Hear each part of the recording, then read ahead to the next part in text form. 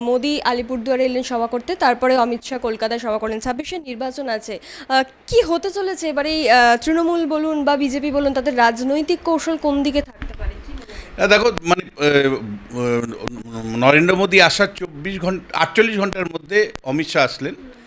এটা অবশ্যই রাজ্যের প্রধান বিরোধী দলের জায়গা থেকে গুরুত্বপূর্ণ বিষয় যে দুজন হেভিওয়েট দিল্লি থেকে তারা আসলেন। নরেন্দ্র মোদী যদি 2026-এ বিজেপির জন্য রাজনৈতিক এজেন্ডা তৈরি করে যান, তাহলে অমিত শাহ সেই এজেন্ডা পূরণ করবার জন্য সংগঠন কিভাবে কাজ করবে তার একটা দিক নির্দেশ করবার চেষ্টা করেছেন। নরেন্দ্র মোদী কোন কোন কৌশলগুলো নেবার কথা বলেছেন, একটা হলো যে কিভাবে এই সরকার দুর্নীতির সাথে যুক্ত হয়েছে এবং নন গভর্নেন্স একটা সরকার, তৃণমূল সরকারকে সে নন গভর্নেন্স সরকার বলছে এবং দুর্নীতি প্রাতিষ্ঠানিক রূপ নিয়েছে, সেইটাকে হাইলাইট করছেন। দ্বিতীয় যেটা সেটা হলো 2047 সালে বিকশিত ভারতবর্ষের যে কনসেপ্ট, বিকশিত ভারতবর্ষ অর্থাৎ উন্নত ভারতবর্ষ, আমেরিকা, ব্রিটেন, ফ্রান্স, জার্মানির মতন সেই রকম ভারতবর্ষে যদি পৌঁছতে হয় তাহলে বিকশিত বাংলা তৈরি করতে হবে এবং বিজেপি এ রাজ্যে ক্ষমতায় আসতে চায় বিকশিত বাংলা প্রতিষ্ঠা করবার জন্য, অর্থাৎ 2047-এ উন্নত ভারতবর্ষের জন্য উন্নত বাংলা তৈরির তিনি স্বপ্ন দেখাচ্ছেন। থার্ড যে কৌশলটা উনি পরিষ্কার করে বলেছেন সেটা হলো যে দেখো মানে এর আগে 2024 সালে যদি আমরা 21 সালের বিধানসভা নির্বাচন দেখি, তাহলে দেখবো যে 21 সালের বিধানসভা নির্বাচনে তিনি যখন আসছেন শুধু জনসভায় ভাষণ দিচ্ছেন, কর্মীদের তাতাচ্ছেন।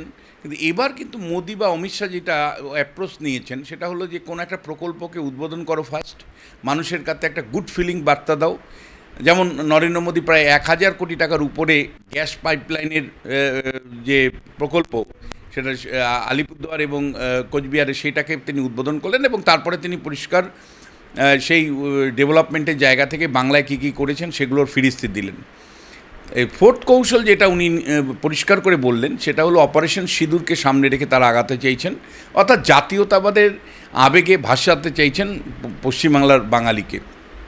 এবং সব শেষে যেটা ওনারা একেবারে মানে বলা যায় যে কেন্দ্রীয় কৌশল হিসাবে নিয়েছেন, যেটা অ্যাকচুয়ালি শুরু করেছিল শুভেন্দু অধিকারী, সেটা হলো হিন্দু হিন্দু ভাই ভাই। বাংলাদেশের হিন্দু নির্যাতন প্রথমে, তারপরে মুর্শিদাবাদে হিন্দুদের ঘরছাড়া হওয়ার ঘটনা, এই দুটোকে সামনে রেখে কিন্তু নরেন্দ্র মোদী পরিষ্কার একেবারে হিন্দুত্বের রাজনীতিকে কেন্দ্রীয় প্রচারের মধ্যে আনতে চাইছেন। এই কয়েকটা দৃষ্টিভঙ্গি নরেন্দ্র মোদীর বক্তৃতার মধ্য দিয়ে প্রকাশ পেয়েছে। এগুলোই হলো বিজেপির 2026-এর এজেন্ডা। ইভেন অমিত শাহ যখন আসছেন, অমিত শাহ ওই একই অ্যাপ্রোচ নিয়ে আসছেন। তিনি ফরেন্সিক ল্যাবরেটরির উদ্বোধন করতে আসছেন।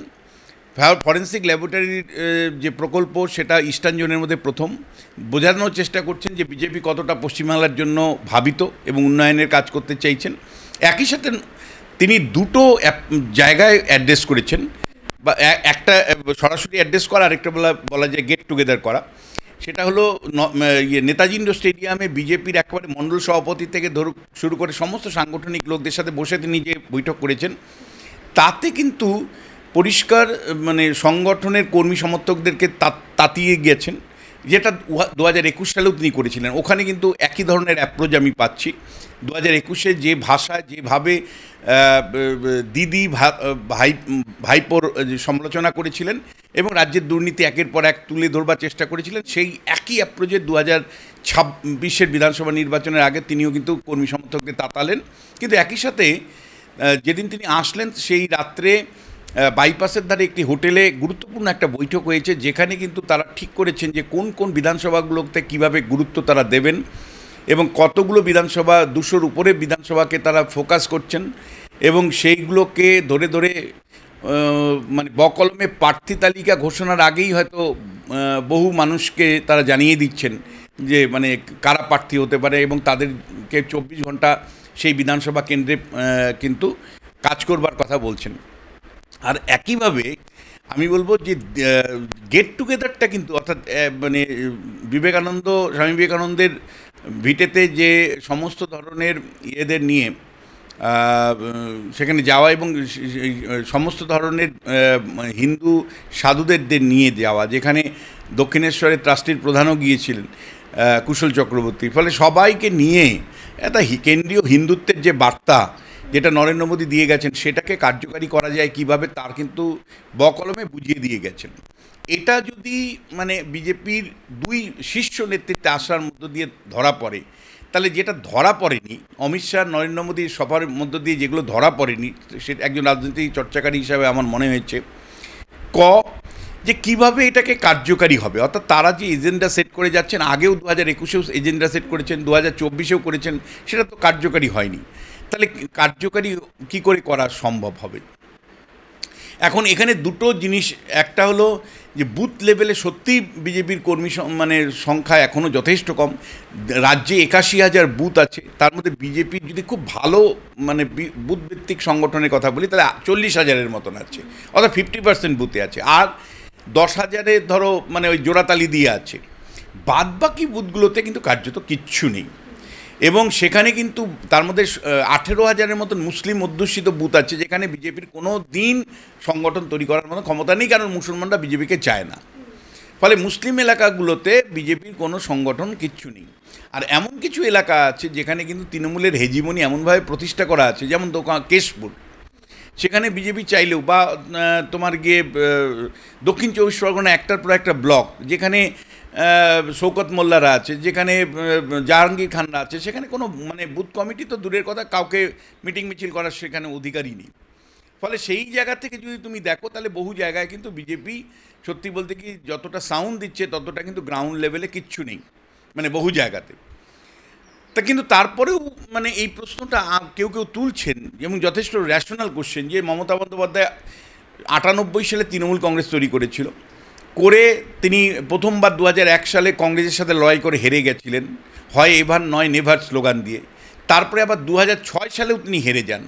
2006 সালের বিধানসভাতে উনি 29টা সিট পেয়েছিলেন মাত্র। তার মানে দুবার কিন্তু বড় ধরনের পরাজয়ের সম্মুখীন হয়েছিলেন মমতা বন্দ্যোপাধ্যায়। তাহলে বিজেপি 2021-এ হেরে গেছে, এটা ফ্যাক্ট।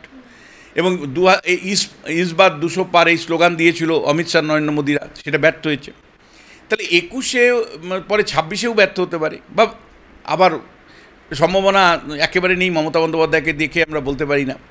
কিন্তু একই সাথে তোমাকে এই কথা পরিষ্কার করে বলছি যে বিজেপির যেটা সবচেয়ে বড় ল্যাপ, সেটা হলো যে তৃণমূলের বিরুদ্ধে সর্বাত্মক বিরোধিতাটা যেটা মমতা বন্দ্যোপাধ্যায় করতে পেরেছিলেন, সেটা হলো যে তিনি যতদিন বিরোধী রাজনীতি করেছেন, তিনি মানে সিপিএমের বিরুদ্ধে লড়াইটাকে রাজনৈতিক দর্শনে পরিণত করেছিলেন। কিন্তু বিজেপির যেহেতু মানে একটা বিরাট সময় বিজেপির সাথে তৃণমূল কংগ্রেসের রাজনৈতিক সমঝোতা ছিল এবং নির্বাচনী আঁতাত ছিল 1998 সাল থেকে 2006 সাল পর্যন্ত।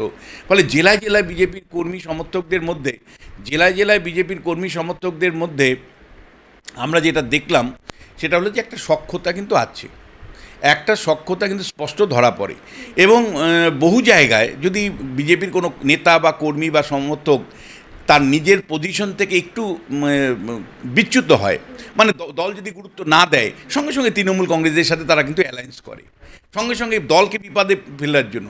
এবং নির্বাচনের সময় কিন্তু আইপ্যাকের মতন যে যারা আছে কনসালটেন্ট, তারা যে ভূমিকাটা পালন করে, সেখানে কিন্তু বিজেপি কর্মী সমর্থকরা অনেক জায়গায় কিন্তু প্রলোভনের কাছে পরাজিত হয়। মানে 2024-এ বিজেপির একের পর এক নেতা, সেটা হিরণ চট্টোপাধ্যায় হতে পারেন, সেটা তোমার গিয়ে কৃষ্ণনগরের বিধায়িকা মানে প্রার্থী হতে পারেন, তারা সকলেই কিন্তু বিরাট অভিযোগ তুলেছিলেন যে কিভাবে বিজেপির এজেন্ট বিক্রি হয়ে গেছে তৃণমূলের কাছে। ফলে টাকা পয়সা বিনিময়ে যে বিক্রির সম্ভাবনাটা, সেইটা কিন্তু একটা বিরাট, সেখানে একটা বড় ওয়াচ। থার্ড যেটা, সেটা হলো যে দেখো আইপ্যাকের মতন একটা প্রফেশনাল সংস্থা তৃণমূলের আছে, ফলে সেটাকে কেন বিজেপি কমব্যাট করছে না? মানে ন্যাশনাল লেভেলে বিজেপি নেতৃত্ব কিন্তু তাদেরকে কিন্তু বিজেপি রাজ্য স্তরের অনেক নেতাই বোঝানোর চেষ্টা করেছেন যে কেন এখানে আরেকটা মানে বিকল্প আইপ্যাক দরকার, 24 ঘন্টা রাজনীতি লুক আফটার করবার জন্য, অ্যাসেস করবার জন্য। কিন্তু সামহাউ বিজেপি কেন্দ্রীয় নেতারা কিন্তু এখনও আইপ্যাকের বিকল্প আরেকটা সংস্থা, যেটা ওরা কিন্তু অন্য রাজ্যের ইউজ করে। মানে আমি তোমায় বলছি যে মহারাষ্ট্র নির্বাচন হলো, আমি নাম বলছি না, মহারাষ্ট্রে যে সংস্থাকে ইউজ করেছে, আসলে আমার বন্ধু হয় সেই জন্য আমি বলতে পারছি না, মানে তাদেরকে কিন্তু মানে বিজেপি ব্যবহার করেছে। হরিয়ানাতে বিজেপি ব্যবহার করেছে কনসালটেন্সি এজেন্সি। কিন্তু পশ্চিমবাংলার ক্ষেত্রে এই কেনটার উত্তরটা যখন খুঁজতে চাই, তখন আমার মাথার মধ্যে ঢোকে যে তাহলে কেন, মানে সত্যি বলতে কি একটার পর একটা সিবিআই ইডি যে তদন্ত হলো, শেষ পর্যন্ত মাথা পর্যন্ত গেল না। যে সুজয় কৃষ্ণ ভদ্র জেলে থাকলেন, তার মালিক কেন বাইরে? এই প্রশ্নের উত্তর আমি খুঁজে কোনো দিন পাইনি। আমার যে ধরনের গরু পাচার থেকে শুরু করে, কয়লা পাচার থেকে শুরু করে, শিক্ষক দুর্নীতি, সেটা কি সত্যি কেবলমাত্র কয়েকজন নেতা করেছেন? সর্বোচ্চ পর্যায়ে কি টাকা যায়নি? এই প্রশ্নগুলোর উত্তর তখন পাই না। তাহলে তখন আবার উল্টো দিকে আমি মনে করি, উত্তর পাই না। সত্যি আমি উত্তর পাই না। আমি যদি উত্তর অনেস্টলি পেতাম, আমি তোমার সামনে প্রশ্ন আকারে রাখতাম না। সেটা হলো যে ধনকরকে মমতা বন্দ্যোপাধ্যায় এত বিরোধিতা করেছিলেন, সেই ধনকর যখন উপরাষ্ট্রপতি নির্বাচন হলেন, তার বিরুদ্ধে ভোট দিলেন না কেন? এবং কী কারণে আসামের মুখ্যমন্ত্রী হঠাৎ করে, মুখ্যমন্ত্রী যখন দার্জিলিংয়ে, তখন হেমন্ত বিশ্ব শর্মা তখন সেখানে আসলেন, এর অঙ্কগুলো না মেলাতে পারি না। তারপরে কোন কারণে 2021 বিধানসভা নির্বাচনের পরে উপনির্বাচন যখন হলো, প্রশ্নটা আসলো মমতা বন্দ্যোপাধ্যায়ের, করোনা চলছিল, সারা ভারতবর্ষে কোথাও উপনির্বাচন হলো না, কিন্তু মুখ্যমন্ত্রী নরেন্দ্র মোদীর সাথে দেখা করলেন। তারপরে ইলেকশন কমিশন তার অর্ডারে লিখছে যে রাজ্যের চিফ সেক্রেটারির রিকোয়েস্টে নাকি নির্বাচন হচ্ছে, নাহলে নাকি সাংবিধানিক সংকট হবে। এটা পৃথিবীর ইতিহাসে বা কোনো ইন্ডিপেন্ডেন্ট নির্বাচন কমিশন করতে পারে কি না, আই হ্যাভ ডাউট। ফলে আমি কিন্তু অনেক অঙ্ক পাচ্ছি না, যেটা কিন্তু বিজেপির ক্ষেত্রে সবচেয়ে বড় চ্যালেঞ্জ। আমার মধ্যে যে অবিশ্বাসটা আছে, সেই অবিশ্বাসটা কিন্তু বিজেপির কর্মী সমর্থকদের মধ্যেও আছে, যে শেষ পর্যন্ত নরেন্দ্র মোদী, অমিত শাহ মমতা বন্দ্যোপাধ্যায়কে হারাতে চায় নাকি ট্রোজান হর্স হিসাবে রাখতে চায়, ট্রোজান হর্স হিসাবে রাখতে চায়। দেখো, এর লাভ আছে। তার কারণটা হলো যে বিজেপির সবচেয়ে বড় যদি আইডিওলজিক্যাল শত্রু হয়ে থাকে, তাহলে বামেরা। ফলে বিজেপির সবচেয়ে বড় শত্রু বাম। এই বামেদেরকে যদি সরিয়ে রাখতে হয়, তাহলে যদি সেকেন্ড পজিশনও বিজেপি পায়, তাতেও তো লাভ। পশ্চিম ভারতবর্ষ ক্ষমতায় দখল রাখতে গেলে দুটো শক্তিকে বিজেপির দূরে রাখতে হবে। একটা হলো কংগ্রেস, কোনো মতেই কংগ্রেসকে সামনে রাখা যাবে না, যার জন্য কংগ্রেসের সর্বাত্মক বিরোধিতা নরেন্দ্র মোদী করেন, এবং কংগ্রেস মুক্ত ভারতের স্বপ্ন দেখান প্রতিনিয়ত। আর অন্যদিকে হলো বামেরা, যারা আইডিওলজিক্যালি একদম প্রথম থেকে আরএসএস তৈরি হওয়ার থেকেই লড়াই চলছে। ফলে এই জায়গা থেকে বাম কংগ্রেসকে দূরে রাখবার জন্যই প্রয়োজনে মমতা বন্দ্যোপাধ্যায়কে সামনে রেখে সেকেন্ড পজিশনটাই কেবল নিয়ে যাচ্ছে না তো। এই প্রশ্নগুলো না, বিজেপির কাছে কিন্তু একটা বড় চ্যালেঞ্জ হলো। আমার মধ্যে যে সংশয়টা আছে, সেরকম সাধারণ মানুষের মধ্যে সংশয় আছে যে মোদি, অমিত শাহ সত্যি কি লড়াই করতে চায়। যদি লড়াই করতে চায়, তাহলে তিনটে জায়গায় প্রুভ করতে হবে। একটা হলো পশ্চিমবাংলায় পুলিশ আর তৃণমূল কংগ্রেস সমার্থক শব্দ। ফলে তৃণমূল কংগ্রেস যেভাবে পুলিশকে নিয়ে নির্বাচনী রাজনীতিতে কার্যত নিজের মতন করে ম্যানেজ করে, সেইটা সেন্ট্রাল ইলেকশন কমিশন কিভাবে নিয়ন্ত্রণ করে, সেটা খুব গুরুত্বপূর্ণ বিষয়। অর্থাৎ শেষ পর্যন্ত আমি বিশ্বাস করি যে সেন্ট্রাল গভর্নমেন্ট যদি চায়, তাহলে রাজ্যের পুলিশ যারা তৃণমূল কংগ্রেস করে, তৃণমূল আর পুলিশ সমার্থক শব্দ, তাদের যারা নির্বাচনে তৃণমূলকে জেতানোর জন্য বেপরোয়া হয়, তাদেরকে যে কোনোভাবে নিউট্রালাইজ করতে পারছে কিনা। যদি না করতে চায়, তাহলে মনে রাখবে যে মোদি, অমিত শাহরা 100% দিচ্ছেন না।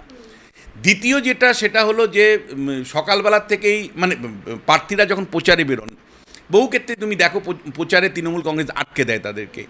বহু ক্ষেত্রেই দেখা যায় পোস্টার ব্যানার ছিঁড়ে ফেলে, মারধর করে। যদি মনে করো যে ইলেকশন কমিশন সিরিয়াস এগুলোতে ইন্টারভেনশন করছে না, তাহলে মনে রাখবে যে এখানে মোদি, অমিত শাহর হাত আছে। যদি মনে করো ভোটের দিন যে এজেন্ট, তৃণমূল কংগ্রেস কী করে, বিরোধী এজেন্টদেরকে মারধর করে বের করে দেয়। তারপরে গ্রামগঞ্জে বোমা মেরে ভোটারদেরকে আসতে দেয় না। এই কাজটা যদি হয়, এবং কাউন্টিংয়ের সময় যদি দেখো যে এজেন্টদেরকে ঢুকতে দিচ্ছে না, মারধর করে বের করে দিচ্ছে, তাহলে মনে রাখবে যে মোদি, অমিত শাহরা এগুলো কেবলমাত্র বলার জন্য, রাজনীতির করতে বলার জন্য এগুলো শো ছিল। প্রকৃত অর্থে তারা কিন্তু হোল হার্টেডলি মমতা বন্দ্যোপাধ্যায়কে অপসারণ করতে চায়নি। কারণ আমি তোমায় বলছি, রাজ্যের যা পরিস্থিতি, তাতে মমতা বন্দ্যোপাধ্যায়ের বিরুদ্ধে একটা টোটাল রিজেকশন আছে। একটার পর একটা দুর্নীতি, যেভাবে কাজের কোনো সন্ধান নেই, মানুষের মধ্যে অন্ধকার, হতাশা সর্বত্র, রাস্তাঘাট যেখানেই যাচ্ছ সেখানেই তৃণমূল কংগ্রেসের বিরুদ্ধে একটা সমালোচনা। যেটা 2011 সালে বামেদের বিরুদ্ধে ছিল, সেই রকম একটা পরিস্থিতি কিন্তু রাজ্য জুড়ে চলছে। সবাই হতাশ। এইরকম একটা হতাশাগ্রস্ত অবস্থা যদি শেষ পর্যন্ত আবারও একটা যদি প্রহসন তুমি দেখো, যে ইলেকশন কমিশন আরেকটা প্রহসন করছে, তাহলে মনে রাখবে তার পেছনে মোদি, অমিত শাহ আছেন।